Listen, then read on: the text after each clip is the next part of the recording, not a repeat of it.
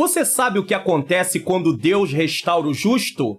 Esse é o tema desta última lição desse trimestre. Daqui a pouco eu volto para estudarmos junto esta lição que vai nos trazer um grande aprendizado.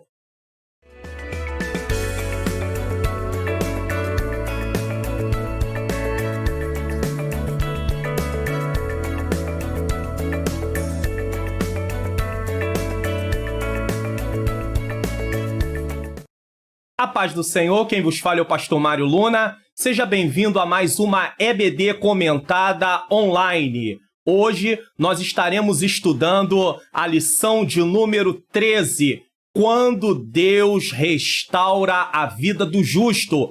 Durante todo esse trimestre, estudamos a vida de Jó, o livro de Jó. E hoje é a última lição desse quarto trimestre de 2020. Na lição passada, estudamos quando Deus se revela ao homem. E essa lição de hoje, ela é uma consequência da revelação de Deus a Jó. Deus se revela a Jó e algo acontece. E mediante esse algo que aconteceu, agora nós vamos estudar quando Deus restaura o justo. Seja louvado e engrandecido o nome do Senhor. E como sempre, vamos começar com uma oração. Senhor nosso Deus e Pai, Pai amado e Pai querido, em nome do Teu Filho amado Jesus Cristo, nesta hora eu quero apresentar a minha vida te pedindo iluminação do Teu Espírito Santo para que eu possa ensinar as verdades contidas, Senhor querido, na Tua palavra. Também te peço que o Senhor venha iluminar a mente daqueles que estão, Senhor, assistindo esta aula para que eles tenham compreensão, Senhor querido, desta aula. Em nome de Jesus é o que eu te peço neste momento.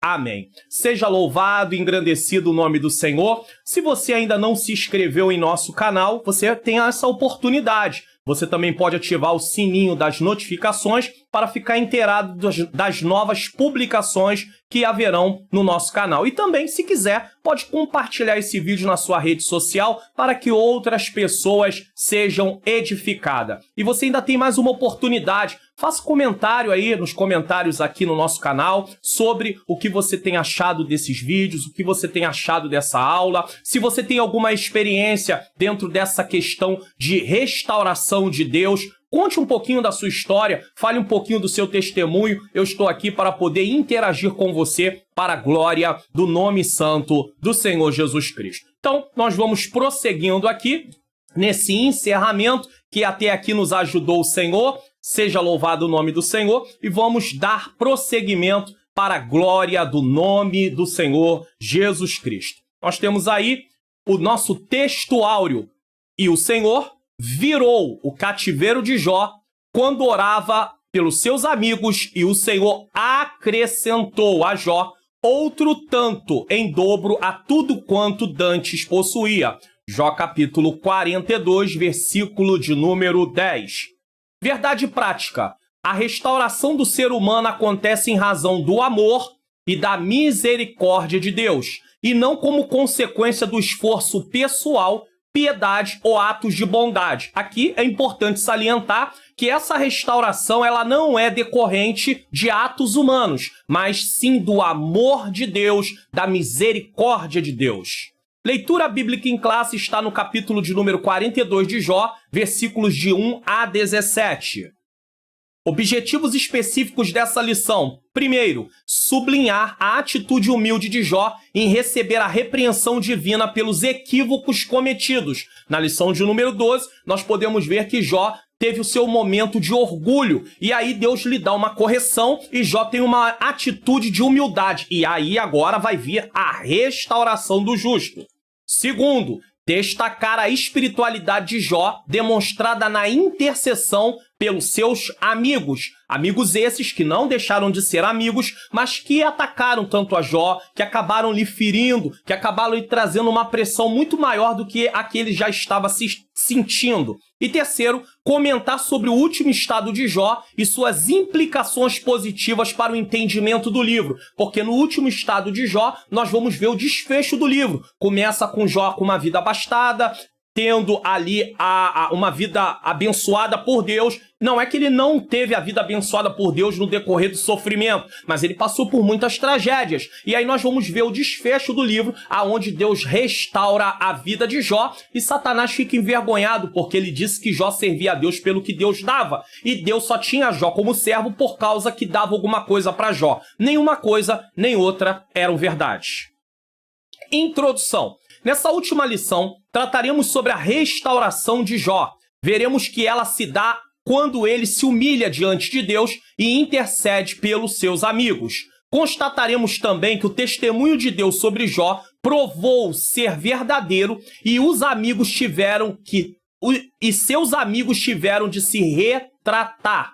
Durante toda a provação, ele se manteve íntegro e não lhe foi atribuído impiedade alguma. Pelo contrário, o Senhor o restaurou de forma gloriosa. Uma coisa interessante aqui, antes de passarmos para o tópico primeiro dessa lição, é dizer o seguinte: nós podemos ver que Jó passou por tudo o que passou, seus amigos o acusaram de pecado porque não tinham compreensão do que estava acontecendo de fato. Mesmo assim, Jó não se virou contra seus amigos, Jó não amaldiçoou seus amigos, Jó não desejou que os seus amigos, Deus cobrasse dos seus amigos. Aqui há uma grande lição para nós, como foi no caso de José. Seus irmãos fizeram tudo o que fizeram contra José, mas José não se levanta de uma forma de querer uma punição. Ele poderia usar o seu poder para poder cobrar dos seus irmãos, e assim ele não o fez. Então nós precisamos deixar as coisas que nos acontecem na mão de Deus. Há momentos que precisamos nos posicionar, sim, como no caso de Neemias. Neemias estava sendo acusado de querer se fazer rei por Sambalate, Tobia, Gesem e outros que ali estavam, e ele não podia deixar isso acontecer porque ele tinha uma reputação. Como um líder, a sua reputação não poderia ser manchada, porque isso ia haver uma dispersão do povo. O povo ia se dispersar. Então Neemias teve que se posicionar. Teve, mas há casos que nós não vamos nos posicionar, nós vamos apenas entregar na mão do Senhor e deixar Deus trabalhar, não desejando mal contra ninguém, e Deus vai virar o cativeiro de Jó. Então, vamos prosseguir aqui. Humilhação de Jó. O Jó humilhado. Capítulos 38, 39 e 40 demonstram como Deus expôs a Jó sua onipotência na criação e sapisciência, ou seja, sabedoria divina, em preservá-la. Jó não teve o que responder diante do Senhor. Jó não entendia sobre o mar, Jó não entendia sobre o céu, Jó não entendia sobre a criação, Jó não entendia sobre a providência de Deus em cuidar de tudo, ou seja, cuidar das aves, cuidar das plantas, cuidar dos animais, cuidar de tudo aquilo que Deus havia criado. Há uma mecânica, há uma preservação, chama-se providência de Deus. Deus cria e Deus preserva. Jó não entendia nada sobre isso, eu não entendo nada sobre isso, você não entende nada sobre isso. E Deus deu uma grande lição para Jó que serve para nós também. Às vezes questionamos um monte de coisa, mas não temos compreensão quase de nada. Então precisamos o quê? Nos humilhar diante da presença do Senhor. Ele mostrou que o patriarca era incapaz de não apenas compreender a dinâmica da criação, mas sobretudo fazer algo parecido com ela.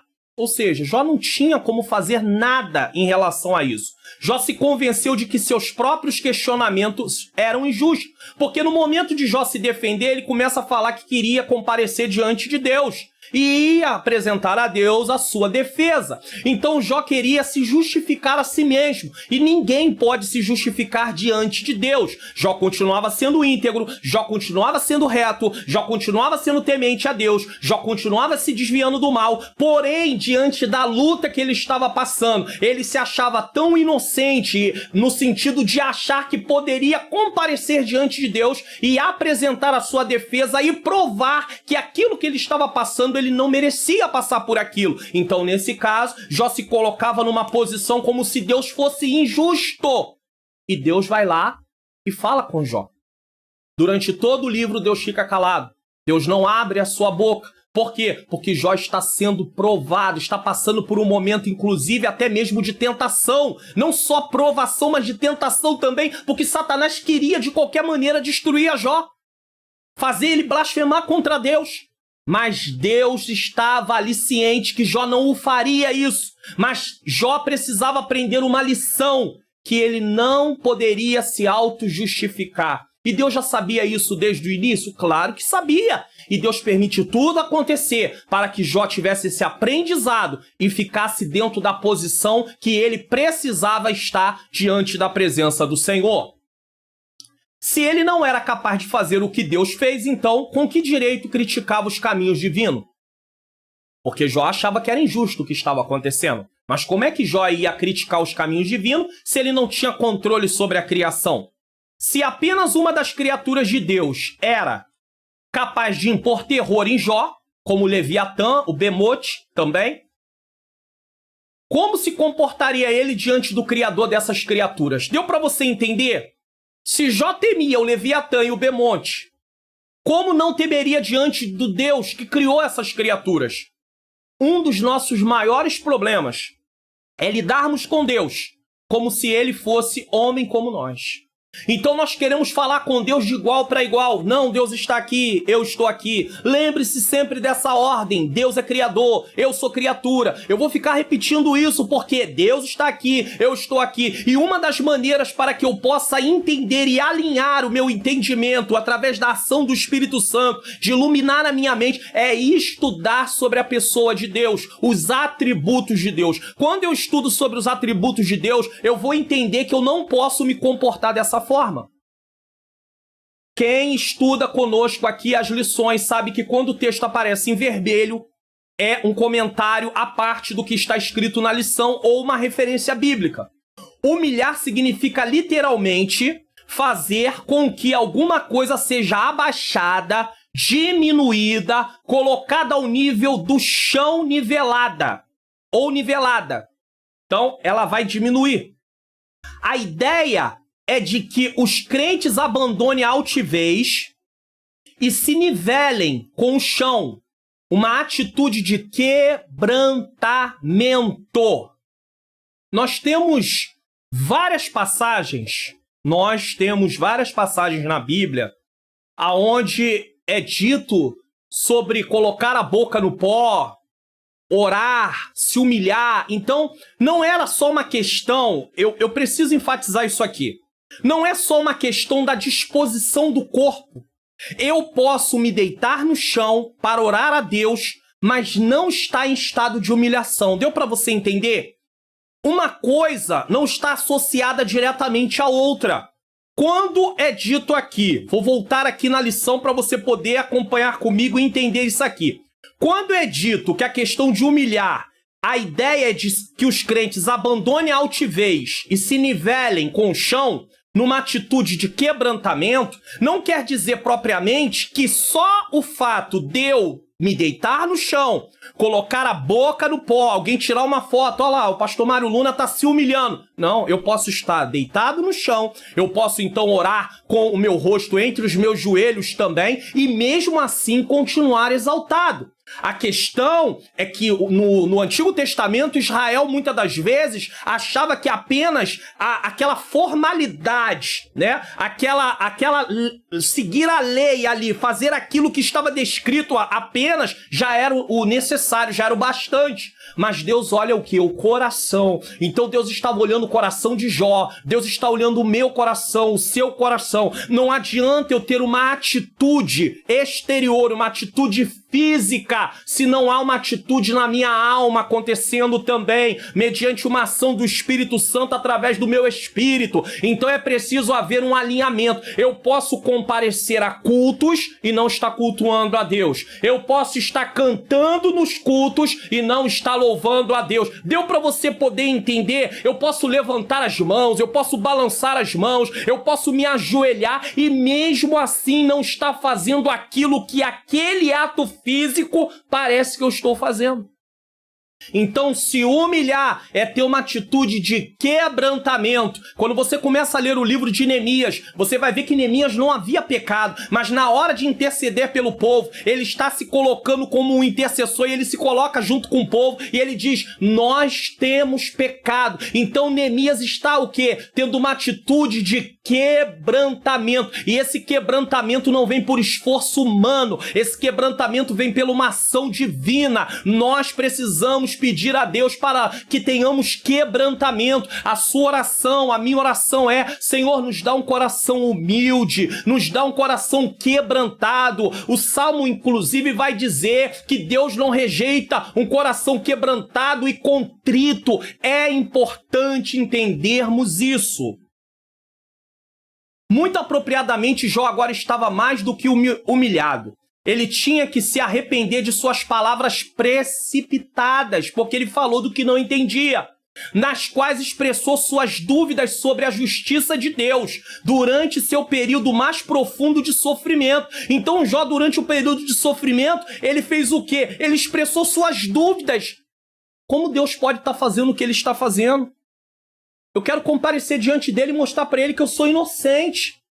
Então Jó se acha abandonado, porque enquanto Deus não estava respondendo, porque havia um tempo entre o que Deus permitiu Satanás fazer e o que Deus ia fazer no final.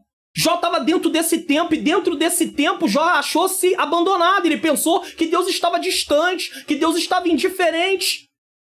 Quantas vezes eu e você, dentro de alguma situação que nos sentimos afligidos, nos comportamos como Jó, achando que Deus nos abandonou. Não, Deus não nos abandonou. Esperando que Deus nos permita que de alguma forma milagrosa Ele possa falar conosco. E Ele tem falado conosco através da sua palavra. Mas Jó questiona a justiça de Deus, porque nas suas palavras, em determinados pontos de suas palavras, ele deixa transparecer que Deus não estava sendo justo, porque ele era inocente. Mas quem foi que disse que a questão de ser inocente invalida ou cria uma blindagem para que não venhamos passar por sofrimento? Esse é o modo errado de eu e você pensar. Nós achamos que só porque vamos obedecer a Deus, vamos ter uma vida perfeita, tudo vai correr às mil maravilhas. Enquanto estivermos nesta terra, vamos passar por momentos difíceis. O sofrimento, ele é uma consequência do pecado ter entrado na humanidade, no mundo, na criação. Então não adianta pensar que vamos viver aqui, ainda que venhamos obedecer a Deus, uma vida sem sofrimento, porque isso não vai acontecer. É claro que vivendo uma vida de obediência a Deus, vamos estar isentos de algumas atitudes que tomaríamos que nos causaria ainda mais sofrimento. Mas existem coisas que vão ser inevitáveis. Vai haver sofrimento por ser humano, às vezes uma enfermidade, um desemprego, um problema do dia a dia. E vai haver sofrimentos também por ser um cristão, por ser um servo de Deus, por estar fazendo a vontade de Deus. Às vezes a gente vai estar fazendo a vontade de Deus, alguém vai se levantar, o inimigo vai se levantar usando alguém. Temos que entender que estamos no reino de Deus, participamos do reino de Deus, mas existe o reino das trevas. Mesmo assim, o inimigo pode usar pessoas do reino das trevas, ou seja, pessoas que ainda não tiveram encontro com Cristo, mas pode usar pessoas também que estão ainda sem uma mortificação da sua natureza pecaminosa, no nosso meio cristão também. E nós temos que seguir em frente, porque se formos olhar para os acontecimentos do nosso dia a dia, vamos abandonar a presença de Deus. E não podemos fazer isso. Não podemos. Então Jó, apropriadamente, estava mais do que humilhado. Ele tinha de se arrepender das suas palavras precipitadas. Isso é importante. Nas quais expressou suas dúvidas sobre a justiça de Deus durante o seu período mais profundo de sofrimento. Houve um ápice do sofrimento de Jó. Por causa de sua experiência, seu arrependimento não foi forçado. Porque Jó teve uma experiência ali, mas sincero. Deus falou com Jó. Quando Deus se revela ao homem, Deus se revela ao homem através da sua palavra, da Bíblia Sagrada. Quer ouvir a voz de Deus? Estude a palavra de Deus. Medite na palavra de Deus. Preste atenção nas pregações bíblicas, pregações que têm a ver com o sentido que o texto tem. Você vai estar ouvindo a voz de Deus. Deus está pronto sempre a falar. Não, pastor Mário Luna, mas eu quero ver Deus falar pontualmente nesse caso. Aí cabe ele fazer como ele quer. De repente pode passar um tempo. De repente ele pode falar de uma forma mais ampla, não de uma forma tão pontual. As escrituras às vezes não tratam de algumas coisas tão pontualmente, mas fala de forma abrangente, princípios que vão servir para nortear nossa vida naquele ponto que não está especificamente registrado nas escrituras, mas que nos dá um entendimento que serve para aquele momento que estamos vivendo. Na vida de Jó se cumpriu o que o apóstolo Pedro falou há centenas de anos depois. 1 Pedro capítulo 5, versículo 6. Humilhai-vos, pois debaixo da potente mão de Deus, o Todo-Poderoso. Para que motivo eu vou me humilhar? Esse para aqui vai mostrar o motivo, o propósito. Para que a seu tempo, não ao meu tempo, não ao seu tempo que está assistindo essa aula, ao tempo de Deus, vos exalte. Deus vai exaltar mediante a vontade dele, o querer dele, o momento dele. E exaltar, irmãos, entenda isso em nome de Jesus. Se humilhar é abaixar, é estar nivelado no chão, exaltar tem a ver a colocar na mesma posição. Voltando a estar no estado que estava antes, mas agora não com coração soberbo, com coração orgulhoso, mas com coração reconhecendo quem é Deus e quem sou eu. Só que o grande problema, a grande questão é a seguinte: muitas pessoas, eles têm um entendimento errado do que é exaltação. Eles pensam em exaltação como Deus dando para eles uma posição para que quem vê ele se sinta humilhado, dizendo assim: por que eu fui mexer com ele ou com ela? Por que eu me levantei contra ele, contra ela? Olha só, Deus é com ele mesmo. Deus é com ela mesmo. Só um pouquinho aquela parte, aquele trecho do louvor que não tem base bíblica para isso. Quem te viu na prova e não te ajudou, quando ver você na benção, vai se arrepender. Deus não faz nada para poder humilhar uma outra pessoa e exaltar alguém só para a sua vaidade. Então o conceito de exaltação que nós temos hoje no nosso meio está errado. Não é um conceito bíblico. Veja que Deus exalta Jó trazendo ele para a posição novamente que ele tinha antes do que aconteceu na vida dele. Então Deus não fez nada mais, nada menos do que colocar ele novamente na mesma posição. Mas Deus não coloca Jó lá no alto para poder humilhar ninguém. Veja que ele tem que ter uma atitude, inclusive, de compaixão e misericórdia para com seus amigos que haviam falado coisas que não deveriam ter falado. E acabaram pecando. Jó não pecou no que ele falou, mas ele errou gravemente. Ele errou gravemente. Ele não foi contra a santidade de Deus, ele não atacou a santidade de Deus diretamente, mas ele errou pelo que ele pensou em relação à justiça de Deus, e Deus o corrige.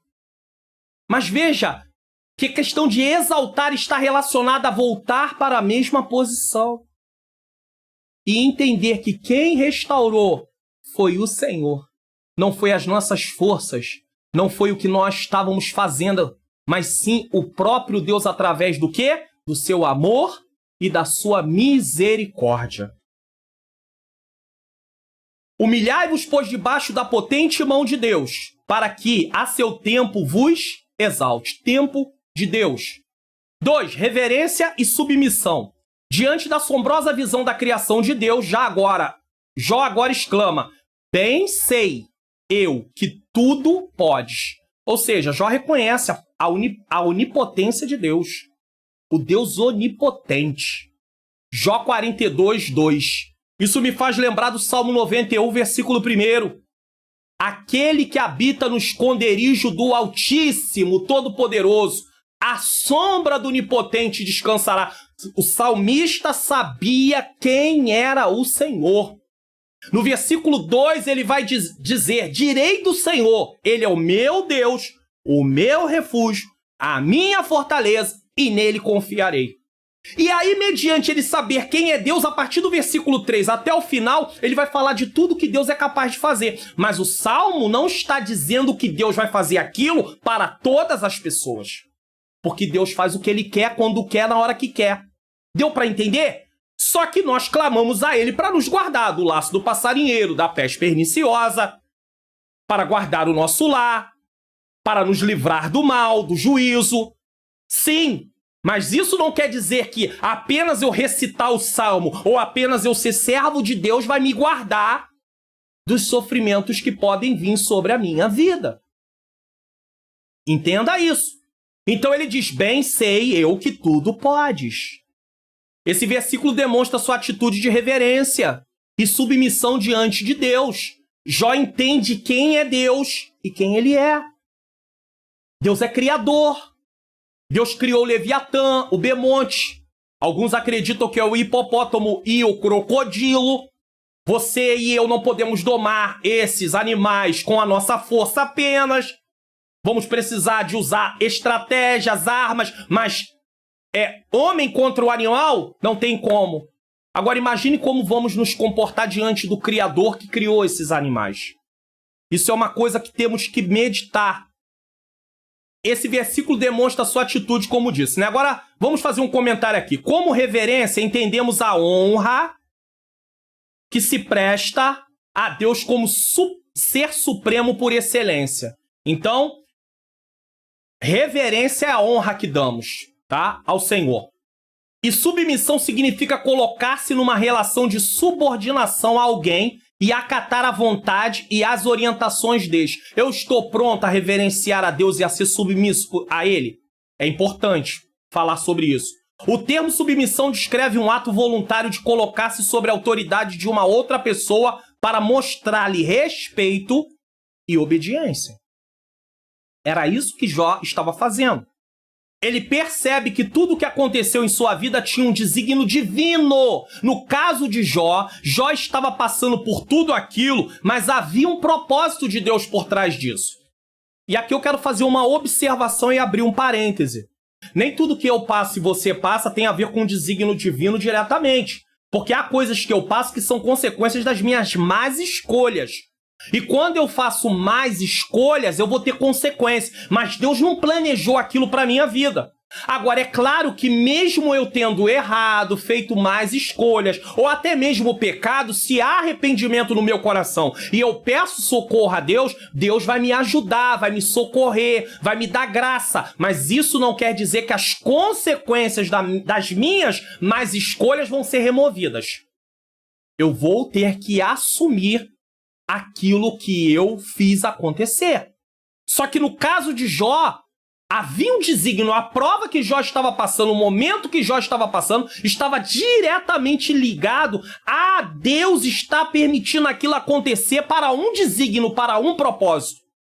Satanás ser envergonhado mais uma vez e Jó aprender a lição que ele não podia se auto-justificar, mas que quem o justificava era o próprio Deus. E que Jó era pequeno e Deus era grande. E é assim que eu e você precisamos nos comportar. Ele percebe que tudo o que aconteceu em sua vida tinha um desígnio divino e, portanto, era tolice discutir ou questionar com a sapiência, que é a sabedoria divina. Quem é aquele, diz tu, que sem conhecimento encobre o conselho? Tem estado quente, mas para a glória de Deus ele tem nos dado graça. Quem é aquele? Sem conhecimento encobre o conselho. Jó não tinha entendimento do que estava dizendo. E ele diz isso. Por isso falei do que não entendia. Senhor, me perdoa. Senhor, me perdoa. Eu falei o que eu não conhecia. Eu falei o que eu não entendia. Eu falei daquilo que estava fugindo ao meu entendimento. Eu e você precisamos ter em mente que podemos saber algumas coisas. Mas diante de Deus, E diante de tudo que acontece, a mecânica de tudo que acontece, somos limitados. E não vamos conseguir explicar. Estudar esse livro, pelo menos para eu, trouxe um grande aprendizado. Por quê? Porque às vezes nós queremos explicar tudo. Queremos, ainda mais como pastores, acaba havendo uma pressão sobre nós que as pessoas querem que nós venhamos explicar tudo. Mas vamos reconhecer que, como Jó, bem sei que tu podes, quem? O Senhor. Mas que há coisas que fogem ao meu entendimento. Então eu posso dizer apenas para a pessoa, vamos orar. Vamos pedir a Deus que nos ajude. Mas não há explicação, porque se eu começar a querer explicar tudo, eu vou errar. Eu vou falar daquilo que eu não conheço. Eu vou falar daquilo que eu não entendo. Como Jó disse. Veja aqui, ó. Por isso, olha aqui o que Jó diz, ó. Por isso falei do que não entendia. Jó fala de uma coisa que ele não entende. Ele não entendia o que ele estava falando. Jó 42:3 e também 42:3 e também conferir com Jó 38:2. Então Jó fala de uma coisa que ele não entende. E isso é importante salientar, certo? Seja louvado e engrandecido o nome do Senhor. Prosseguindo aqui na nossa lição. Vamos lá. Precisamos entender que no caso de Jó, todo aquele sofrimento não estava ligado a nenhuma escolha que ele fez, como eu disse. É por isso que o comentarista frisa que tinha um desígnio divino no que aconteceu na vida dele. O que estava acontecendo na vida de Jó tinha diretamente a mão de Deus. Não podemos aplicar o que aconteceu na vida de Jó sempre à nossa vida. Também expliquei sobre isso. Pois muitas coisas que nos acontecem, eu diria que na maioria das vezes não são consequência de pecados e nem uma provação enviada diretamente por Deus, mas resultado de nossas escolhas mal feitas. Onde não fizemos um cálculo dos prós e contra. Então nós não avaliamos o que nós íamos fazer e por isso tomamos uma má decisão, e ao tomar essa má decisão estamos colhendo consequências. Mas isso não quer dizer que é Deus que está ali com uma espada sobre a minha vida, querendo me atormentar, me fazer sofrer. Temos que ter cuidado com isso.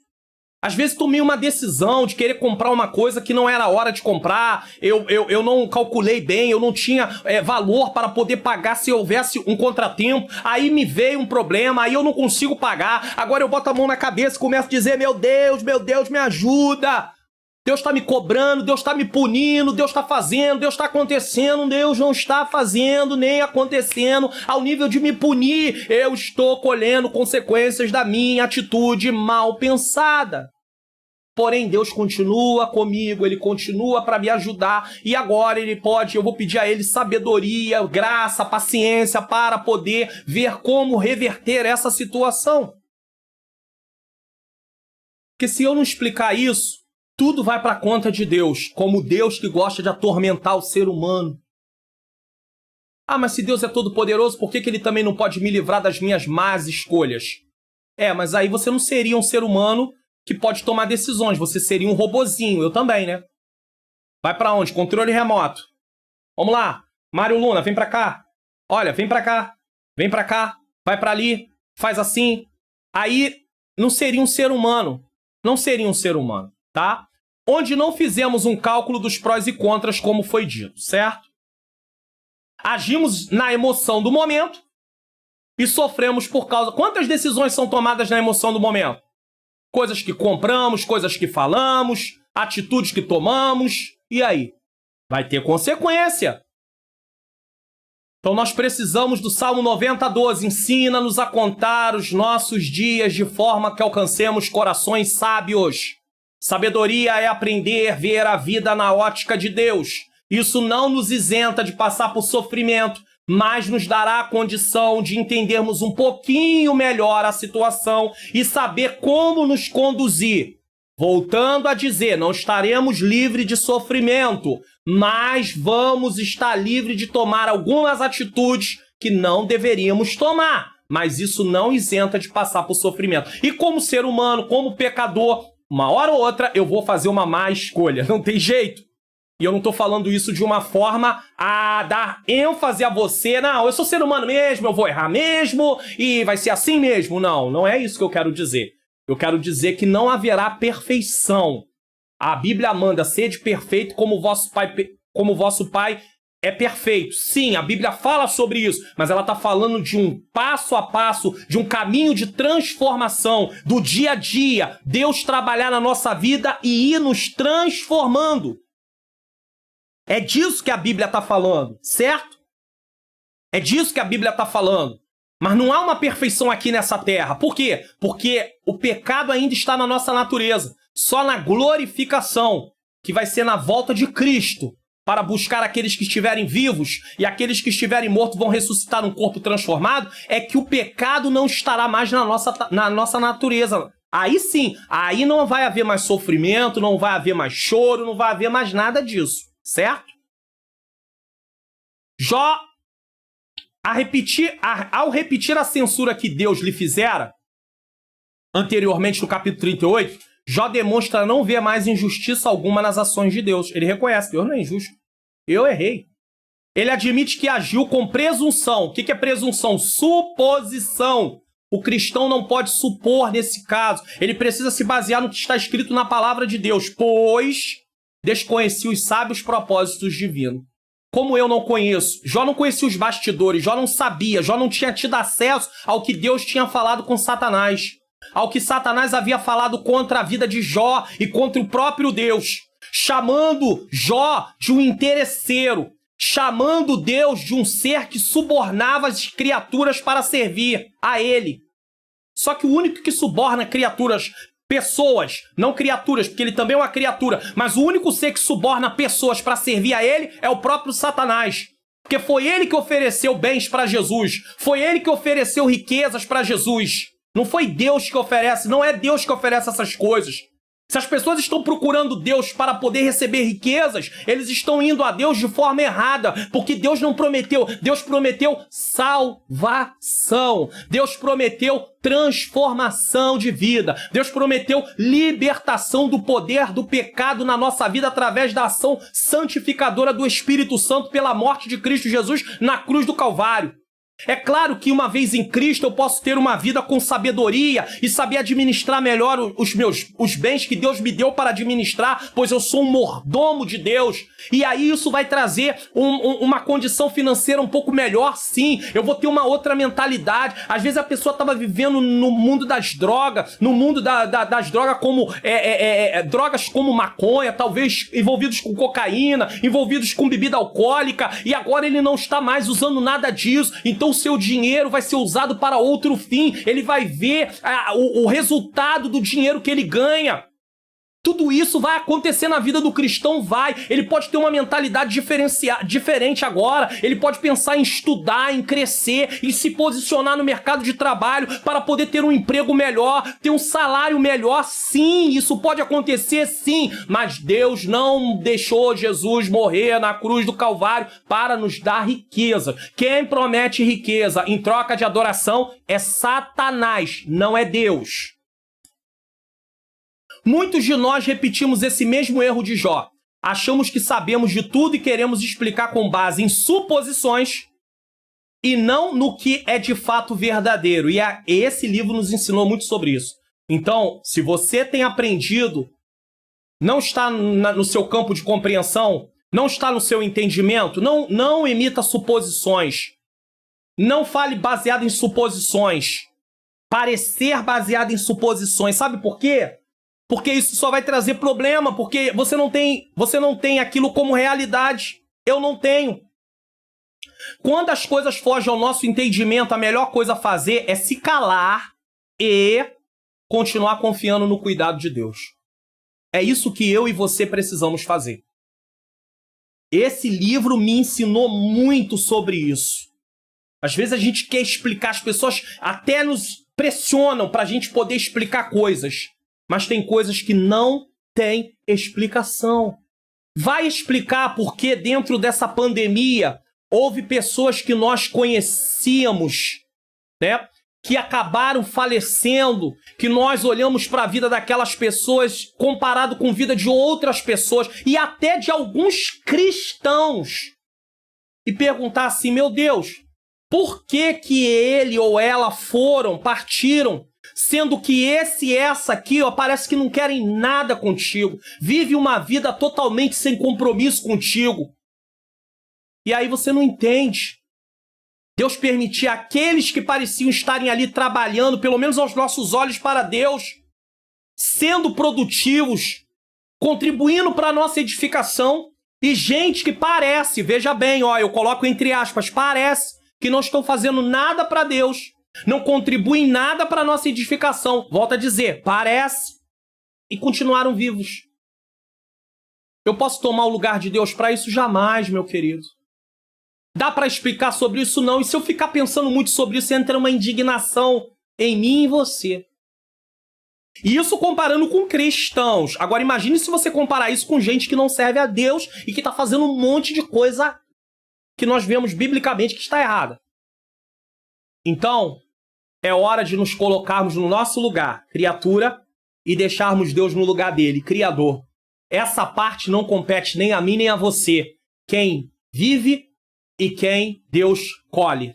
Não permite, não compete. Então a gente segue em frente pedindo a Deus, Senhor, nos ajuda a suportar, porque não está fácil. Está difícil. Mas Deus nos dá graça. 3. Uma experiência viva com Deus. A postura de Jó diante de Deus muda drasticamente. Ele ainda continua a se dirigir a ele, mas não da mesma forma que fazia. Quando Deus se revela ao homem e o homem tem o entendimento de quem é Deus e quem ele é, tudo muda. É por isso que não dá para ficar falando por aí toda vez, Deus derramou a sua glória no culto nessa noite. Mas eu continuo sendo a mesma pessoa o tempo inteiro. Não há mudança na minha vida. Não há transformação na minha vida. Que glória é essa que não muda? Mudou a vida de Isaías, mudou a vida de Jó, mudou a vida de Pedro ali na pesca maravilhosa e não muda a minha vida. Tem muitos outros exemplos da Bíblia, estou citando apenas 3. É preciso eu entender que situação é essa de eu achar que a glória de Deus está sendo manifestada e eu continuar sendo a mesma pessoa. Deus, quando manifesta a sua glória, é para um propósito de haver vidas transformadas. Ele deixa de querer comparecer diante de Deus para apresentar sua defesa e se justificar. Ele não pensa mais nisso, Jó, agora. Agora sua atitude é humilde, reflexo de uma experiência viva com Deus, conforme descrita nas seguintes palavras: com o ouvir dos meus ouvidos. Ouvi. Mas agora te veem os meus olhos. É diferente ouvir de ver. De forma poética, Jó está falando de ter uma experiência mais íntima com o Criador. Jó 42:3. Para Jó, Deus era conhecido apenas de ouvido. Mas agora o patriarca viu o Criador. Essa experiência mudou-lhe a forma de ser. Segundo o teólogo Roy Zuck, Jó possuía um conhecimento de Deus apenas por tradição, do que foi passado de segunda ou terceira geração. Isso quer dizer que alguém falou de Deus para alguém que falou para Jó. Mas agora ele o conhecia por meio de uma experiência pessoal. É diferente conhecer Deus de ouvir, pelo que contam, pelo que dizem, e conhecer Deus dentro de uma experiência nossa. Você já teve uma experiência com Deus, uma experiência pessoal? Se teve, deixa aí nos comentários para que nós possamos conhecer a experiência que você teve com Deus. Quem tem uma experiência com Deus é transformado. Não podemos nos contentar com conhecimento teórico acerca de Deus, na teoria, mas devemos experimentá-lo, ou seja, a prática. É claro que não vamos sair por aí querendo ter experiências com Deus a todo custo. E aí vamos manipular isso. Vamos começar a espiritualizar tudo. E aí vai ficar difícil. Mas Deus é aquele que nos dá a condição de ter uma experiência com Ele. Dentro do que vamos passar, vamos ter uma compreensão dentro do que Ele nos permitir através da Sua palavra. Quando temos experiências vivas com o Altíssimo, renunciamos aos nossos achismos.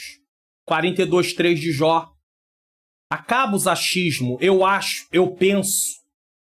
Eu penso assim, eu acho assim, não. Eu não penso nem eu acho. Eu me baseio no que a palavra de Deus me ensina. Agora, se eu não estudo a palavra, eu vou realmente usar o que eu acho e o que eu penso.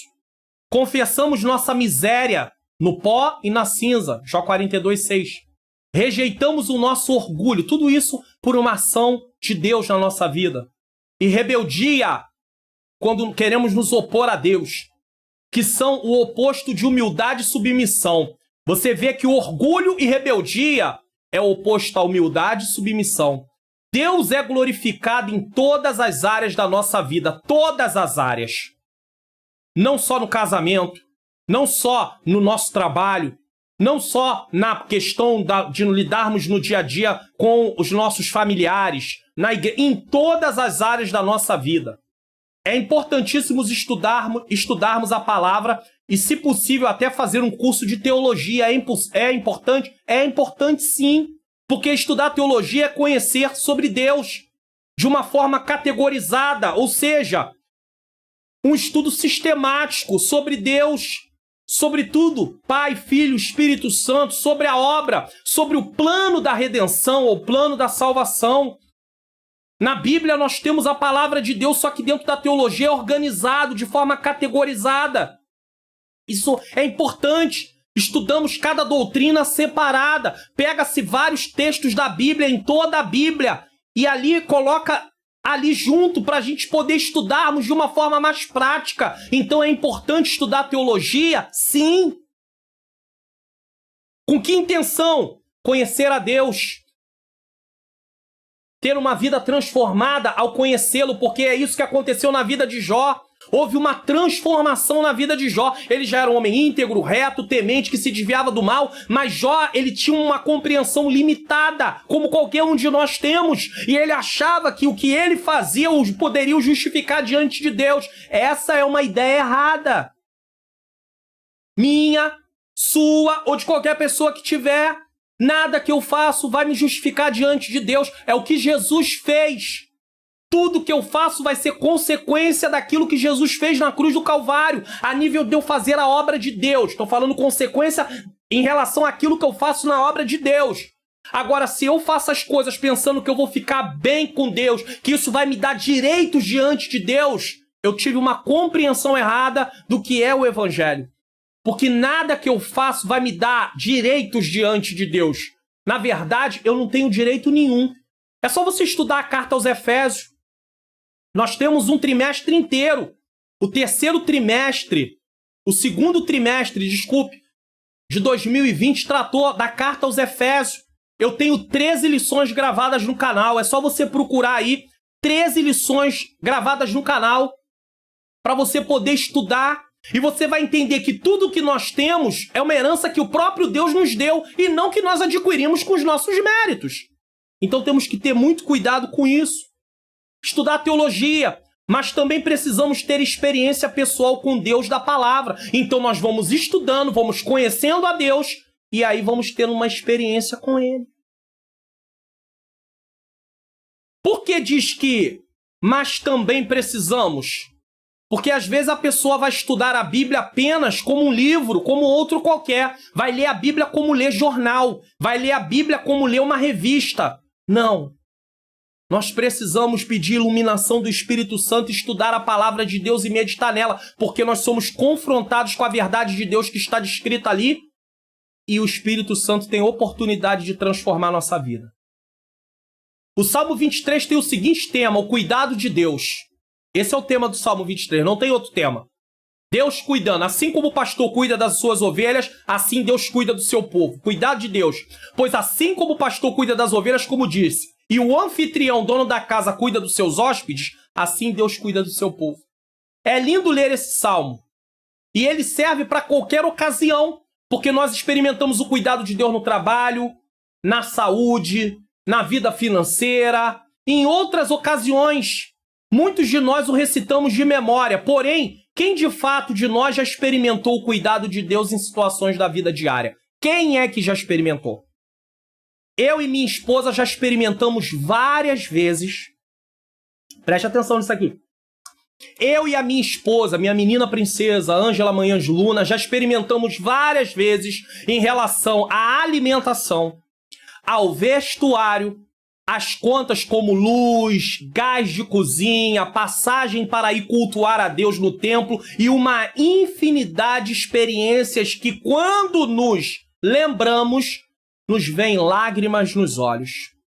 E aí você vai falar assim, mas como assim o cuidado de Deus? É quando você não tinha e de uma forma que você jamais esperava, aquilo chega na sua vida e supre a sua necessidade. É você estar em casa, olhar para a sua despensa, olhar e falar para a esposa, amor, não sabemos o que vai acontecer nos dias que vêm para frente. E de repente você recebeu uma ligação e uns irmãos estão vindo ali e trazerem para você um suprimento que vai durar durou no mínimo 3 meses. Você sabe o que é isso? Isso é uma experiência que nós já tivemos. É faltar a segunda conta, que não pode vencer 2, porque vem uma intervenção da empresa de energia e quando estava ali faltando um dia chegar o suprimento para pagar aquela conta anterior e vai ficar outra. E durante muito tempo vivendo dentro disso, tendo experiências diárias com Deus e ouvindo de pessoas o seguinte, eu não teria estrutura para passar por isso que vocês estão passando. E era consequência de quê? De preguiça? De prostração, braço cruzado? Vamos ficar aqui esperando? Não. Buscávamos trabalho, corríamos atrás, já passamos madrugadas trabalhando, viramos noites trabalhando, eu e ela junto. Fazíamos trabalho para um estúdio de fotografia, fazíamos manipulação de imagem, tratava as imagens para mandar para eles revelarem. Quantas madrugadas passamos, às vezes, para entregar o trabalho no outro dia. Quantas vezes fizemos. Mas aí depois vem um momento difícil na nossa vida. Eu e ela podemos dizer o seguinte, nós somos testemunhas do cuidado de Deus na nossa vida. E se Deus, Davi falou desse cuidado, e ele experimentou esse cuidado, se eu também experimentei esse mesmo cuidado que Davi experimentou, você também pode experimentar ou está experimentando o cuidado de Deus. Apenas precisa olhar com mais cautela, com mais cuidado, mais detalhadamente, porque Deus continua cuidando da mesma forma e vai continuar cuidando até o final. Deus nunca deixou de cuidar de nós. Nunca.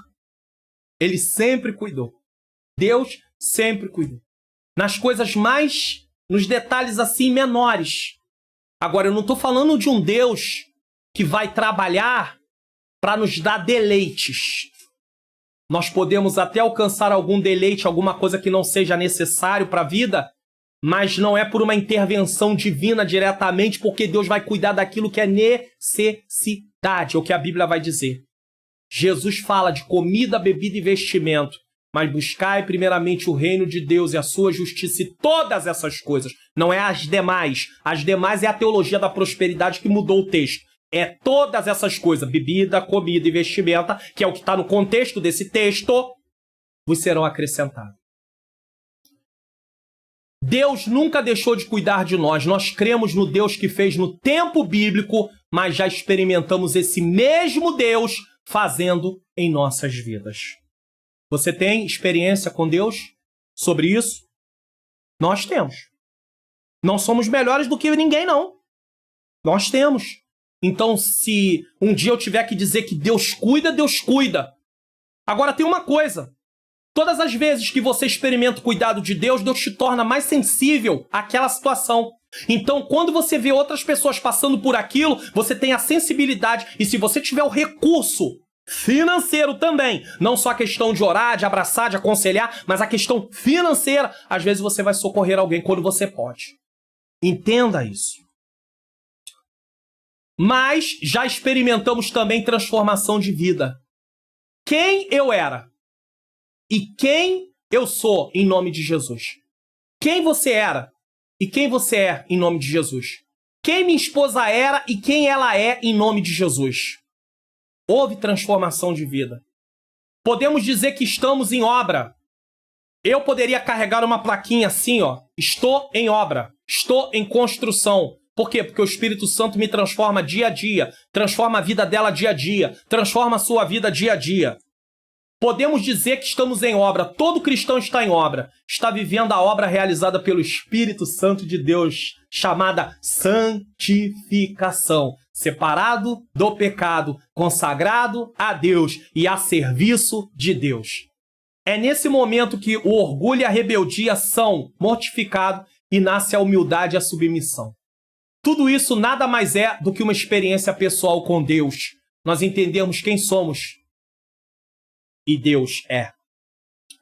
E você que está me assistindo, já viveu experiências com Deus?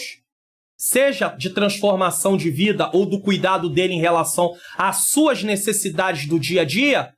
Se quiser de forma resumida, conte uma de suas experiências abaixo nos comentários do meu canal. Pode contar, vai edificar outras vidas. Será maravilhoso ler o que Deus continua fazendo. A Bíblia vai dizer na segunda carta aos Coríntios, no capítulo de número 1, que com a consolação que somos consolados por Deus, vamos consolar outras pessoas. Então, se eu sei que Deus tem cuidado de mim, eu posso dizer para outra pessoa com confiança, Deus também vai cuidar de você. Se Deus cuidou de mim, tocando no coração de pessoas, de mim e da minha esposa, enviando recursos para nós, se Deus nos abençoar com recursos, nós também podemos abençoar outras pessoas. E assim a obra de Deus vai sendo realizada. Lembre-se, Deus se preocupa com pessoas. Deus se preocupa com vidas. Entre investir num prédio e investir em pessoas, Deus vai investir em pessoas. Deus se preocupa com pessoas. É bom ter um prédio, um templo bem organizado, bem estruturado? Sim, mas não podemos fazer isso deixando pessoas perecendo. Temos que nos preocupar com vidas, porque Deus se preocupa com vidas. Síntese do tópico 1, a humilhação de Jó resultou em humildade, reverência, submissão e experiência com Deus. 2, intercessão de Jó, a ira de Deus. Após ter se dirigido a Jó, o Senhor volta-se para ele e faz o temanita. A minha ira se acendeu contra ti e contra os seus 2 amigos. Era o mais velho deles, né? Porque não disseste de mim o que era reto, como o meu servo Jó. Porque eles se basearam em suposições, né? Eles tinham uma compreensão de Deus de uma forma errada. Jó 42, 7. Essas palavras dizem muito sobre o conteúdo teológico do livro de Jó. Demonstram que as exposições feitas pelos seus amigos não eram todas verdadeiras, pois partiam de premissas falsas. O que isso quer dizer? Eles estavam falando de Deus, mas baseado em fatos errados, em coisas erradas, em uma base errada. E eu tenho que ter o maior cuidado quando vou pregar a palavra de Deus, quando vou ensinar as coisas de Deus, porque eu posso estar falando de Deus, mas baseado numa base errada. E isso não contribui para a edificação das pessoas. Eles não apenas acusaram o patriarca, mas associaram o seu sofrimento a algum pecado cometido por ele. Jó havia se humilhado, mas não do que lhe acusavam. Eles queriam que Jó se humilhasse do seu pecado, mas ele não tinha pecado para estar naquela situação. Ele humilhou-se a respeito de suas falas precipitadas que revelam orgulho e falta de bom senso. Jó teve ali orgulho, mostrou orgulho e falta de bom senso. O interessante aqui é o seguinte: quando está tudo bem na nossa vida, de certa forma, nós nos comportamos de forma natural e aí não demonstramos algumas coisas que no momento da provação podem ser demonstradas. Sem provação, essa questão aqui da falta, né? A questão da falta de bom senso e o orgulho de Jó não seriam demonstrados. Mas no momento que ele é prensado e imprensado, apareceu a questão da falta de bom senso e o orgulho de Jó em achar que poderia se auto-justificar. O mesmo acontece comigo e com você. Quando tudo está bem, essas falhas não aparecem. Em outras pessoas aparece porque aquilo já é evidente em si. Mas há pessoas que não aparecem. Mas aí quando você vai para a imprensa, que significa a palavra tribulação, Aí aquilo apareceu na vida de Jó. E aí Deus confronta Jó. Como é que Deus vai fazer hoje comigo, com você? Através da palavra ele vai nos confrontar. Se nós estudamos a palavra, se nós meditamos na palavra, se nós ouvimos a palavra pregada, a palavra bíblica, nós vamos ser confrontados. Porque uma mensagem que não nos confronta não é mensagem bíblica. E aqui eu não estou falando de lição de moral. Larga isso, larga aquilo, deixa isso, deixa aquilo, tá. E como é que eu largo isso, largo aquilo, deixo isso, deixo aquilo? Como é que eu faço isso? Porque às vezes a mensagem só manda largar, mas não diz como. Tem que apontar como fazer. Através da ação do Espírito Santo. Através de humilhar diante da presença de Deus. Lição de moral até o não cristão pode dar, às vezes. Porque às vezes ele não comete nada daquilo que ele está falando também. Eu não estou falando de lição de moral. Mas eu estou falando que a palavra vai nos confrontar de uma forma direta. Como se você olhasse no espelho e sempre visse alguma imperfeição e precisa de uma correção diária. Então, estudando a palavra de Deus, vai vir esse confronto. Em outras palavras, ele errou durante o seu sofrimento, mas não por conta de pecados cometidos antes do atual sofrimento. Isso é importante dizer aqui. O que é a ira de Deus? Manifestação plena da repulsa de Deus contra o mal. A ira divina tem como fundamento dois atributos morais. Duas coisas entram em ação para a ira vir. Primeiro, a santidade e a justiça. Toda vez que a santidade de Deus é ferida, sua justiça reage imediatamente, vindicando pronta reparação. Aí, feriu a santidade de Deus, aí a justiça de Deus entra em ação, querendo o quê? Pronta reparação. Foi isso que aconteceu quando Adão pecou no jardim. Tinha que haver a reparação. E a sentença foi o quê? Morte. Como é que Adão vai conseguir reparar uma coisa que, para poder reparar, ele vai morrer? Sendo que a morte não era apenas no aspecto físico. A morte também foi no aspecto espiritual e no aspecto eterno. Então, o aspecto eterno tiraria do homem qualquer possibilidade de se salvar. E é aí que Jesus entra, para morrer no nosso lugar, não tendo pecado, não tendo sido um pecador, e ele paga aquilo que era para nós pagar, só que o homem não podia reparar, mas Jesus reparou. E aí, através de eu aceitá-lo, eu reconheço ele como meu substituto, e agora Deus me perdoa, e eu posso voltar a ter um relacionamento com Deus. Deu para entender isso? Isso é importante de se entender. Então, não havendo esta, ou seja, essa reparação, sua ira se manifesta das mais diferentes maneiras para que a glória de seu nome jamais pereça. E aí nós não sabemos a hora da justiça vir, e é por isso que nós olhamos pessoas fazendo um monte de coisa que não deveria estar fazendo, e a gente fala, mas por que Deus não cobra? Por que Deus não faz? Porque Deus vai trabalhar da forma que ele acha, a forma que ele quer. Ele é soberano, ele não dá satisfação nem a mim nem a você. Aprendemos sobre o que é a ira de Deus, e aprendermos sobre o que é a ira de Deus é muito importante, pois é muito comum acharmos que estamos diante de algum juízo de Deus, quando na verdade o que fizemos não ofendeu a santidade de Deus. E nesse caso a justiça de Deus não é acionada. Na verdade, o que está acontecendo é o que foi dito no tópico anterior: nossas escolhas erradas nos trazendo consequências ruins. Só que aí nós queremos espiritualizar tudo. E isso é uma falha que nós, principalmente nós, os pentecostais, temos. E aí nós espiritualizamos tudo. Tudo que acontece na nossa vida que não é bom aos nossos olhos, nós já achamos que Deus está nos cobrando. Que é o juízo de Deus. E pior, outras pessoas olham e falam assim, está desempregado? Juízo de Deus. Está doente? Juízo de Deus. Está com problema na família? Juízo de Deus. Falamos sem saber o que estamos dizendo. Falamos do que não entendemos. Estamos nos bastidores da vida. Estávamos contemplando o fluxo da vida daquela pessoa. Temos um entendimento do que ela vinha fazendo no decorrer dos tempos? Não! Então como é que eu vou dizer que é juízo de Deus? Eu não posso falar isso. Eu posso orar por ela, clamar por ela e pedir a Deus que Deus possa fazer a vontade dele na vida dela.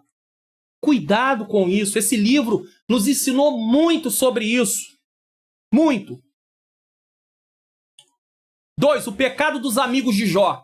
Representados por Elifaz, 42, 7 e 9, o mais velho, os pecados dos amigos de Jó foi evidentemente exaltar a justiça de Deus. Eles exaltaram, mas limitaram o seu poder soberano. Para eles, todo sofrimento deveria ser uma consequência de um juízo divino como resposta a um pecado praticado. E não era isso. Muitos de nós pensamos da mesma maneira e muitas vezes, alguns de nós chegamos a desprezar tais pessoas. Veja bem que isso é uma coisa triste, porque nós desprezamos as pessoas. Achamos que elas estão debaixo de um juízo quando nós não sabemos que elas estão debaixo do juízo e parece que elas têm lepra. Deixa ela pra lá. Eu não vou andar com essa pessoa não, senão isso pode pegar em mim também. Deus pode cobrar de mim também, porque eu tô aqui orando por ela, pedindo por ela, tentando ajudar. Ei, faça as coisas com sabedoria, mas não faça pré-julgamentos. Se Deus tocar no seu coração para ajudar, você vai ajudar sim. Mas se Deus também não tocar no seu coração para ajudar, deixa na mão dele. Mas não faça pré-julgamentos, porque você não está no lugar de Deus. Você não está nos bastidores vendo tudo o que está acontecendo para poder ficar julgando. E mesmo que você e eu estivéssemos, Deus não nos deu a função de juiz, nós somos servos. Como o livro de Jó demonstra, quando dentro dos propósitos de Deus, o sofrimento é uma manifestação do seu amor e graça, e não uma forma de punição. Dentro do propósito, não fora, não como consequência, sofrimento por consequência de más escolhas. Jó 1, 8-12. Lembre-se disso. Paulo corrobora esse princípio quando diz que nos foi concedida a graça de padecermos por Cristo e não apenas de crermos nele. Filipenses 1:29. O cristão vai passar por sofrimentos. Nisto os amigos de Jó pecaram e por isso precisavam da intercessão do homem justo. Podemos ver em Eliú, o quarto amigo de Jó, não foi colocado por Deus nessa sentença. A justiça de Deus exigia a reparação por causa do pecado dos 3 amigos de Jó. Então, Deus aponta a solução para a sua justiça ser satisfeita. O que Deus aponta para a justiça dele ser satisfeita? A intercessão de Jó por eles, ou seja, eles precisavam se arrepender, Jó estaria intercedendo por eles. Primeiro passo, eles se arrependerem do pecado que haviam cometido. Segundo passo, um intercessor. Quem é o intercessor agora? É Jó. Se eles não cumprem os 2 passos, que é se arrepender dos seus pecados e Jó interceder por eles, não haveria a questão da reparação do pecado que havia sido cometido. Então eles têm que seguir o que Deus determinou. E eles seguiram.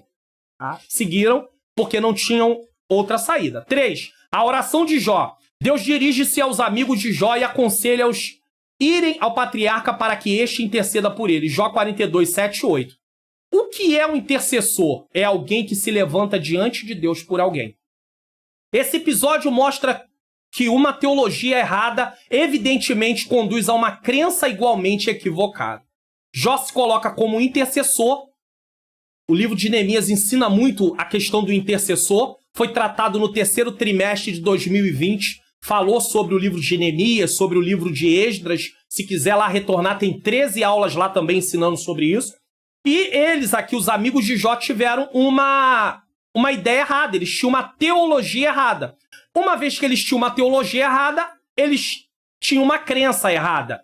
E acabaram falando coisas que não podiam. Durante as lições que tratavam da teologia dos amigos de Jó, eu expliquei o perigo da teologia popular. Ela se baseia nos achismos, e esses achismos são repassados adiante como verdades bíblicas. Tá cheio de achismos por aí. Cheio de jargões sem fundamento bíblico nenhum. Gente, eu tava... Pela misericórdia de Deus, eu ministrei a aula de número 12, quando Deus se revela ao homem na igreja. Eu havia gravado aqui no canal. E na minha igreja, na sede, onde eu congrego, em Parada de Lucas, Assembleia de Deus, de Parada de Lucas, pastor Luiz Aleste Paulo é o meu pastor presidente. Eu ministrei essa aula no domingo da lição 12.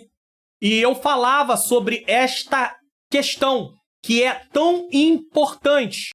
Sobre esses achismos, sobre esses jargões. E eu falava sobre a questão que dizem por aí que Deus primeiro complica, depois explica. Baseado em que texto da Bíblia? Deus não explicou nada para Jó do que ele queria ouvir em si. Os porquês de Jó, nenhum deles foram... Deus não respondeu nada daquilo. Deus apenas mostrou para Jó quem eu sou e quem tu é. Como é que tu quer argumentar e se defender diante de mim?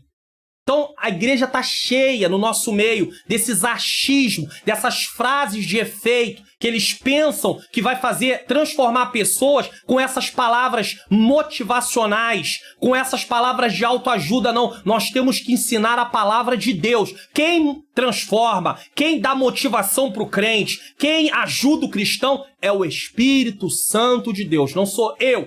Eu não tenho poder de ajudar de mim. A palavra que sai da minha boca precisa ser uma palavra bíblica e o Senhor vai ajudar essa pessoa com a sua ação, com o seu poder. Eu tenho uma atitude, eu dou uma palavra, eu abraço, mas quem vai fazer a obra não sou eu, não. É o Espírito Santo de Deus.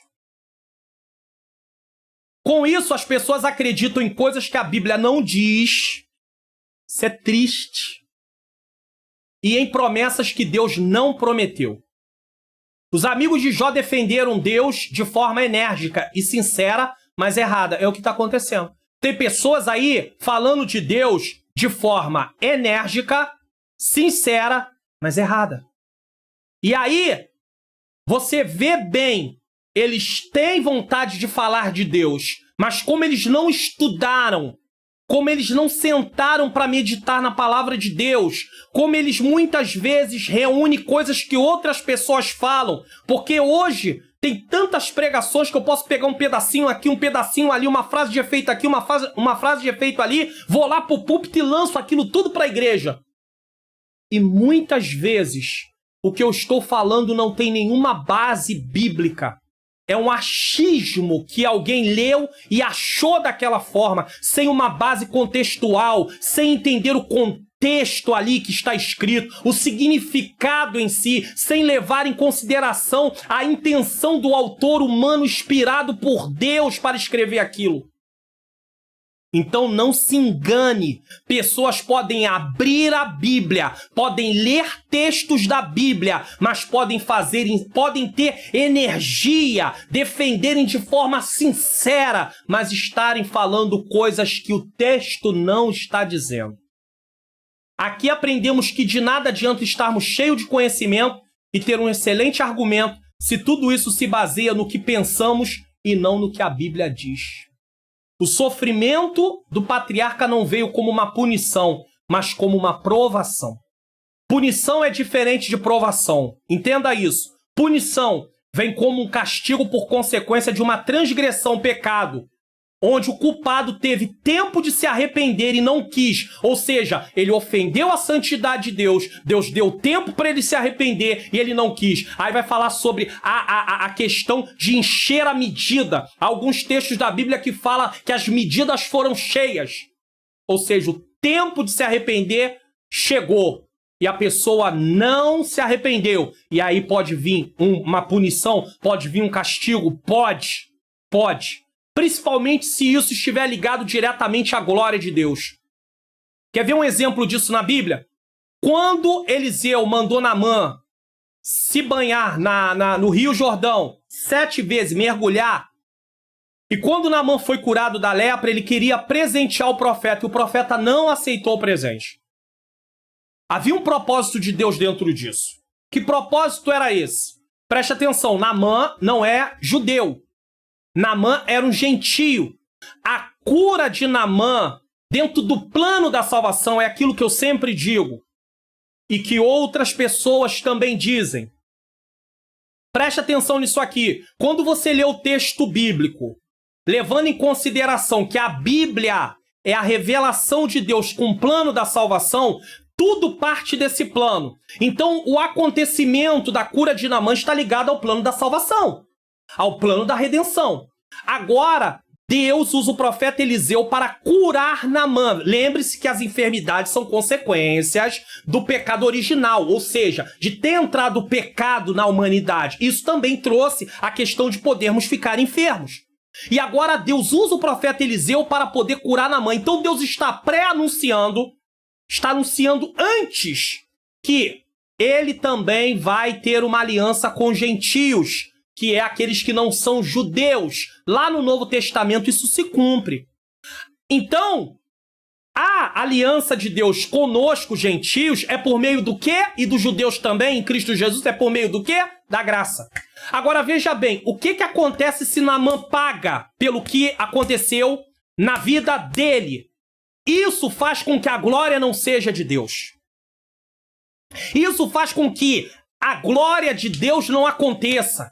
Isso faz com que a santidade de Deus seja ofendida. Então Eliseu não aceita os presentes, porque graça é favor imerecido, não se paga. Veja bem, não se paga. E aí, eu sei que às vezes você vai querer ligar isso a alguém que vive da obra, aí é diferente. Deus tirou ele do trabalho para viver só na obra. Ele tem que pagar contas, ele tem que sustentar a família, é diferente. Agora, largar tudo por sua conta e querer sair por aí como um pregador para ficar cobrando, aí já é uma outra questão que não é o assunto dessa lição. Eu não vou entrar nisso aqui não. Mas na questão desse texto, olha o que aconteceu. Aí vai lá Geazi e quer aceitar os presentes, mente, mas não é só pela mentira. O juízo de Deus não veio só por causa da mentira. O juízo de Deus veio sobre Geazi porque ele ofendeu a santidade de Deus dentro do plano da salvação, que no qual estava anunciando, pré-anunciando que Deus faria uma aliança com os gentios através de curar Naamã da sua lepra.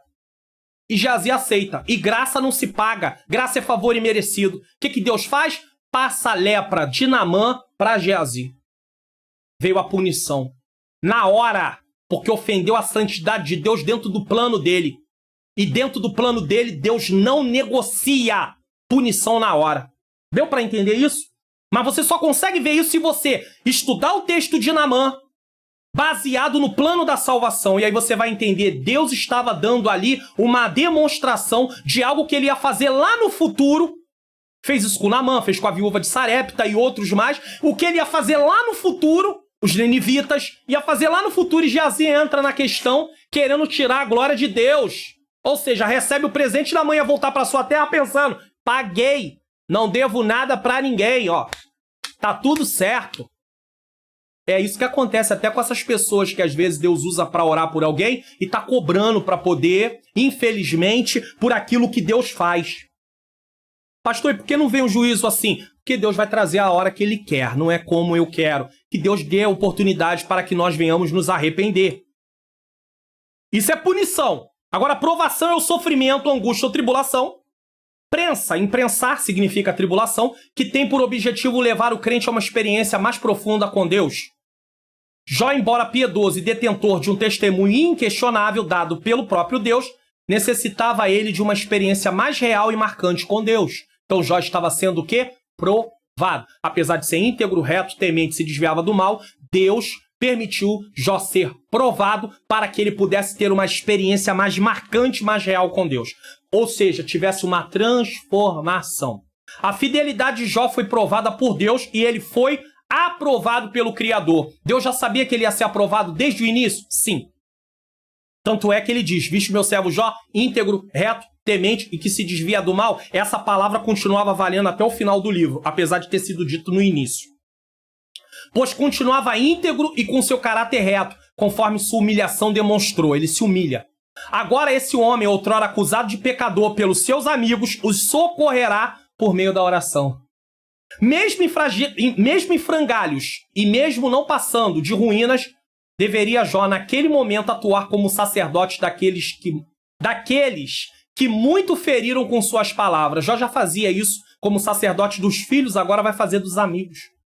Que incrível semelhança com o Senhor Jesus. É só uma semelhança, tá? No auge da angústia, Jó era muito semelhante ao Senhor Jesus. Deus usa esse momento para que seus amigos vejam que Jó não havia pecado, pois um intercessor precisava ser íntegro. Jó era imperfeito, mas Jesus é o nosso intercessor perfeito. Hebreus 7:25 diz, na NVI, portanto, ele é capaz de salvar definitivamente aqueles que, por meio dele, aproximam-se de Deus, pois vive sempre para interceder por eles. Receber a oportunidade de orar por quem nos acusou indevidamente seria motivo para muitos de nós dizer bem alto, o Senhor me honrou. O Senhor me honrou. O Senhor me honrou. Ia dizer bem alto. Ia começar a gritar para os 4 cantos. O Senhor me honrou. Não disse que Deus era comigo? Eu falei, Deus ia me exaltar. Agora eles estão humilhados. Ei, não era essa a intenção de Deus ao fazer o que ele fez. Eu não disse que Deus ia fazer justiça. É a palavra que sai da boca de um monte de crente como nós. O interessante é que Jó não se vangloria da posição que Deus lhe colocou diante de seus amigos. Sabe por quê? Porque Jó sabia que ele era tão pecador quanto seus amigos. Quando você entende quem é Deus e quem somos nós, entendemos que todos nós estamos no mesmo patamar. E que se eu oro um pouco mais, se eu jejuo um pouco mais, se eu leio um pouco mais de Bíblia, tudo isso é por causa da graça de Deus. Não há méritos em mim. Então eu não posso me vangloriar dos outros. Sabe por quê? Porque ele aprendeu que por mais correto que ele se achava, sua justificação vinha de Deus. Ele acabou com a autojustificação. Então, diante de Deus, todos nós somos iguais, sem méritos e necessitados da graça de Deus. Por isso, ninguém é melhor do que ninguém. Precisamos notar também que Jó não foi provado por Deus para que Deus soubesse se ele era ou não íntegro, reto, temente a Deus e etc. Deus já sabia disso desde o início, até porque ele é presciente e onisciente. Ele sabe de todas as coisas do início ao fim. A provação teve o propósito de levar Jó a se autoexaminar, reconhecer a grandeza de Deus por meio de uma experiência pessoal, ser transformado pela graça de Deus. Deus não te prova e não me prova para saber se eu sou fiel. Deus me prova e te prova para que eu mesmo saiba até onde eu estou disposto a ser fiel. Ou até onde eu sou fiel. Mas é para eu mesmo saber, não Deus. Deus já sabe. Deus já sabe se vai me provar e eu vou ser reprovado, se vai me provar e eu vou ser aprovado. Mas o que Deus quer fazer é me demonstrar como eu mesmo estou. Porque a aprovação me faz me ver no espelho, de fato, como quem sou. Não como quem eu acho que sou. Deu para entender isso? A aprovação me faz ver quem eu sou de fato e não quem eu acho que eu sou. Deus já sabia disso desde o início. A aprovação teve o propósito de levar Jó a se autoexaminar, reconhecer a grandeza de Deus por meio de uma experiência pessoal, ser transformado pela graça de Deus. Devemos nos lembrar, Deus não nos prova para saber se somos fiéis a Ele, pois Ele é presciente e onisciente e sabe de tudo desde o início até o fim, mas para que nós mesmos reconheçamos até que ponto cremos nele e o que necessitamos que ele transforme em nossas vidas. Síntese do tópico 2. Deus fez com que Jó intercedesse pelos seus amigos. 3. A restauração de Jó. Restauração fala de uma reconstrução, restabelecimento. 1. Restauração moral e espiritual. A restauração de Jó acontece primeiramente nas dimensões moral e espiritual. Convém destacar que as bênçãos recebidas por ele devem ser vistas como uma restauração e não uma retribuição. Por quê? Não há uma teologia de retribuição no livro de Jó, onde o ímpio é sempre punido e o justo sempre recompensado. Não tem isso no livro de Jó. Jó não estava recebendo uma retribuição por ser justo. Deus restaurou a vida de Jó. É importante entender isso, pois apesar de sabermos que aqueles que vivem de forma ímpia receberão, tá? O castigo eterno, nessa vida quase sempre veremos ímpios vivendo regaladamente e justos vivendo com muitas dificuldades. Então nós vamos ver ímpios, que os ímpios receberão castigo eterno, tá? Mas nessa vida nós vamos ver muitos deles vivendo de forma regalada. A exaltação completa do justo por parte de Deus não será aqui nessa terra, e sim na eternidade. Nada impede que os cristãos possuam bens, mas esse não é o propósito do plano da redenção. Já falamos disso. A mensagem de Jó é diametralmente oposta a esse princípio, tá? De retribuição, tá? É restauração. A mensagem de Jó, como disse, a lição moral e espiritual do livro é que Deus abençoa os homens porque os ama e não porque estão envolvidos numa troca de favores em que prevalece uma barganha espiritual. Não tem isso. Isso era a ideia de Satanás. Essa visão de termos direito das bênçãos de Deus por ter um bom comportamento, praticando um formalismo de comparecer ao templo e prestar alguns serviços, é uma visão de barganha espiritual. E tem muito crente vivendo isso, e infelizmente muitos pastores, presbíteros, evangelistas e pregadores ensinando isso para o povo de Deus. Só que a Bíblia não ensina isso. É uma teologia errada e faz as pessoas terem uma crença errada e um comportamento errado. É aquela coisa que já foi falada, é aquele algo que já foi falado aqui na lição. A pessoa está ali sincera, a pessoa está energicamente ensinando, mas está ensinando algo que não está na palavra de Deus. Devemos adorar a Deus e servi-lo por quem Ele é. As bênçãos virão não porque merecemos, pois na verdade não merecemos nada, mas pelo seu amor e misericórdia. 2. Restauração social e material. A restauração de Jó também aconteceu na dimensão social e material. Jó 42:11. As calamidades que sobrevieram sobre ele, especialmente suas feridas físicas e emocionais, o expulsaram do convívio social. Ele suportou sozinho o que pensavam ser um julgamento de Deus. Mas agora todos veem a graça divina derramada de forma abundante sobre ele. Era, portanto, hora de voltar ao convívio social e desfrutar de tudo o que o Senhor lhe deu, pois o Senhor acrescentou a Jó outro tanto em dobro a tudo quanto dantes possuía. Jó 42:10. Jó 42:11 diz: Então vieram a ele todos os seus irmãos e todas as suas irmãs, e todos os quanto dantes o conheceram, e comeram com ele pão em sua casa, e se condoeram dele, e o consolaram de todo o mal que o Senhor lhe havia enviado. Agora preste atenção nessa parte aqui.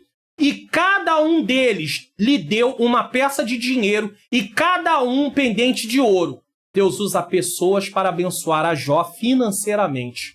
Deus faz isso por amor e não por obrigação.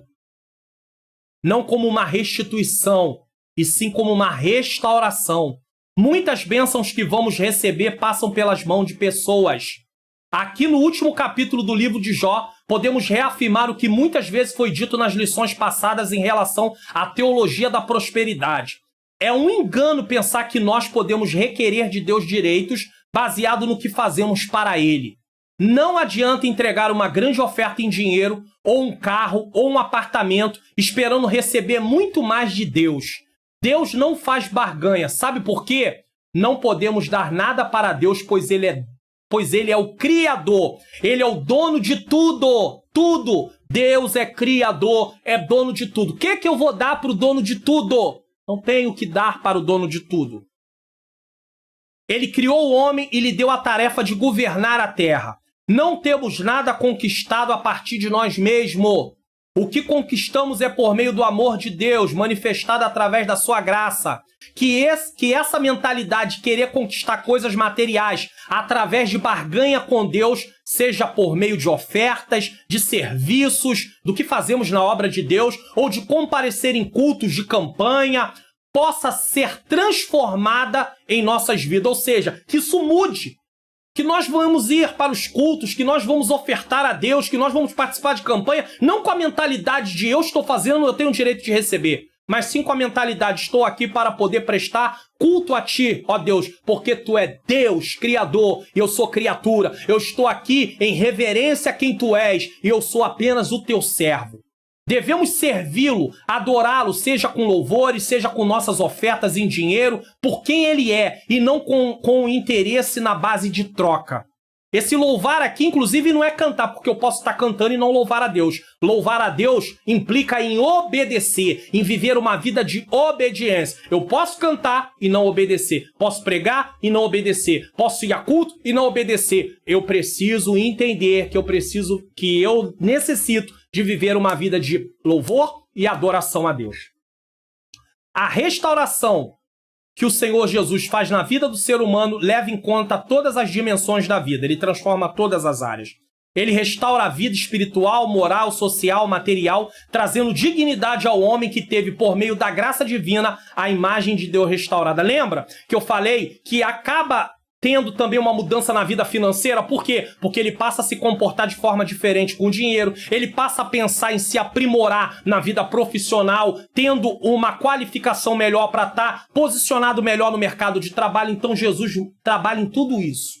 Essa é a verdadeira prosperidade, que é resultado de uma vida arrependida de seus pecados, que vive não para seus deleites, e sim para glorificar o nome do Senhor. Assim Deus abençoará o trabalho de suas mãos, abençoará o trabalho de suas mãos.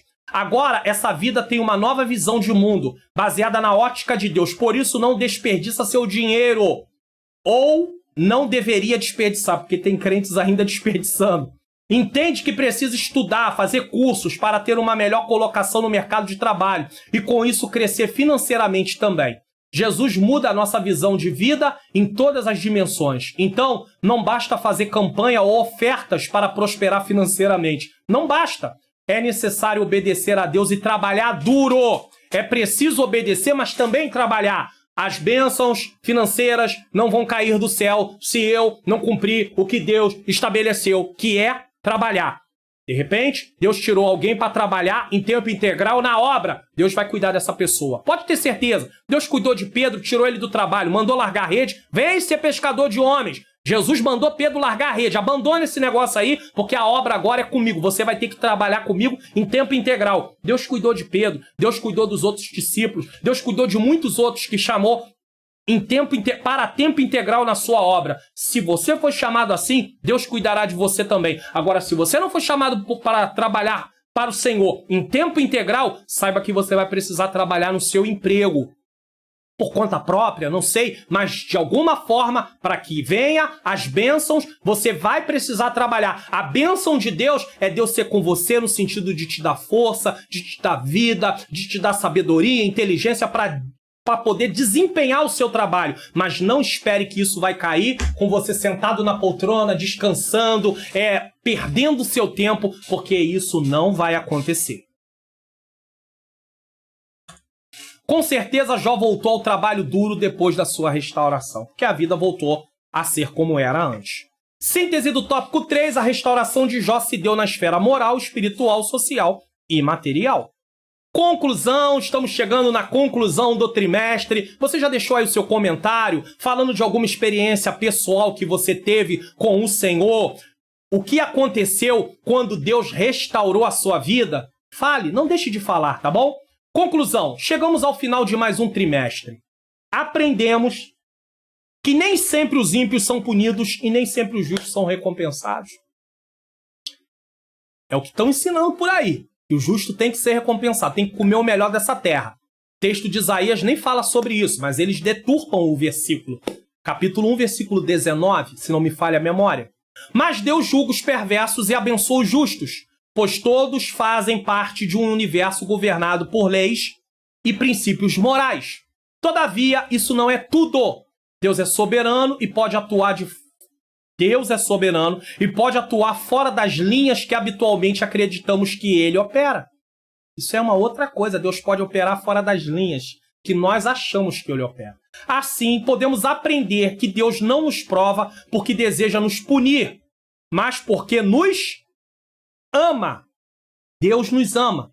Ele deseja demonstrar ao seu adversário, o diabo, que os homens podem servi-lo sinceramente sem uma relação de troca, apesar de ter gente incentivando eu servir a Deus nessa troca.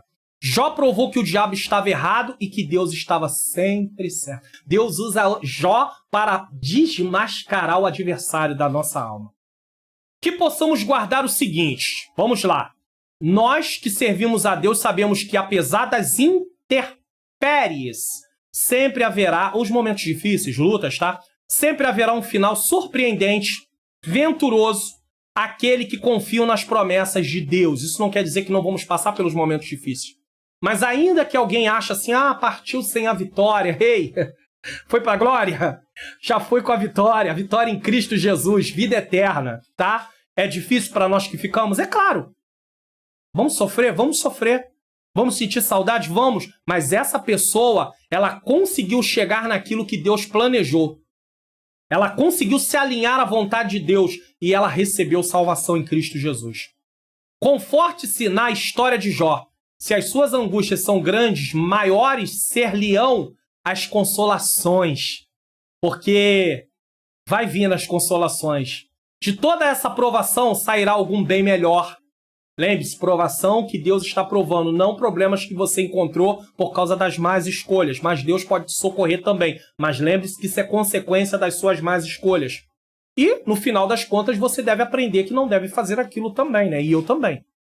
Em sua história também haverá um final feliz. Lembre-se que o final feliz é um final no qual Deus está cuidando, Deus está guardando, Deus está dirigindo, mas isso não quer dizer que não haverá lutas, dificuldades, e esse final feliz eu posso ampliar ele para a questão de que Paulo diz no final da carta de 2 Timóteo: combati o bom combate, acabei a carreira e guardei a fé. Desde agora a coroa da justiça me está preparada, não só para mim, mas para todos aqueles que amarem a vinda do Senhor. Isso é um final maravilhoso. Amém?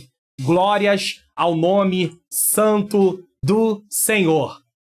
Eu quero fazer um agradecimento aqui a você que durante esse trimestre assistiu às aulas da EBD Comentada Online, que tem tirado o seu tempo, que se inscreveu no canal. Se você ainda não se inscreveu, se inscreva. Se você não ativou o sininho das notificações, é importante, sabe por quê? Porque quando eu publico a aula, vai aparecer para você, você vai receber a notificação.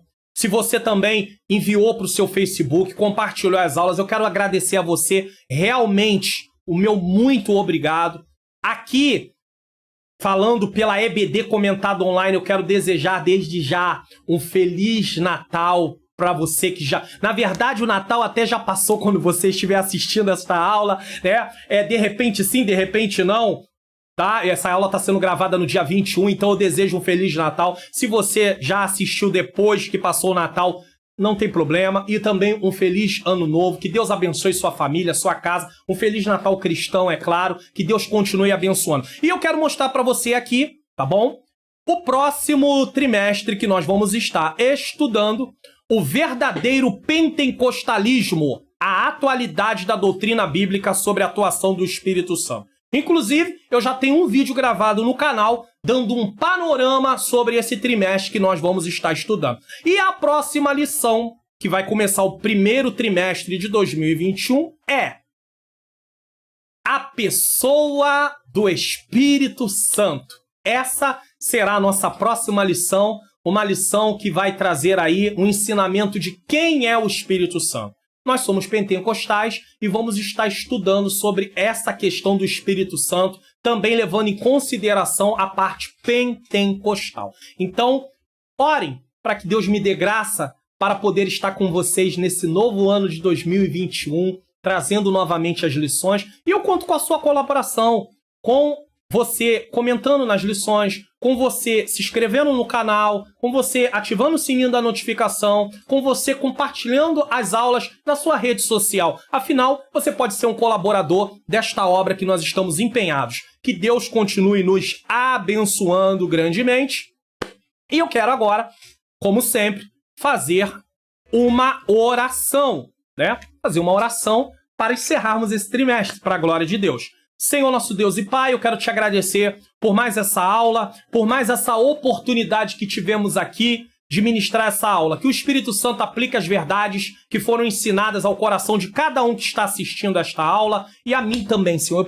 Eu aprendi muito durante essas 13 lições, Senhor, principalmente de querer dar explicação a tudo que vai acontecendo, de querer, Senhor, dar explicação para sofrimento. Nós não temos, de querer, Senhor, achar que temos como contestar o que está acontecendo, de entender o nosso lugar, Senhor, no qual Tu é Criador e nós somos criatura. Aplica essas verdades não só no meu coração, mas no coração de todos, e que essas aulas possam chegar em lugares distantes, em pessoas que nunca assistiram, Senhor, não tiveram a oportunidade, que o Senhor possa fazer, Senhor, esse canal crescer, não para a minha glória, porque a minha intenção é que almas sejam alcançadas para a glória do Teu nome, em nome de Jesus. Amém. Queridos, que o Senhor Jesus continue nos abençoando, e eu quero dizer a você, até a próxima lição, se assim o Senhor nos permitir. Conto com as vossas orações, eu e a minha menina princesa, em nome de Jesus. Fique com Deus e a paz do Senhor.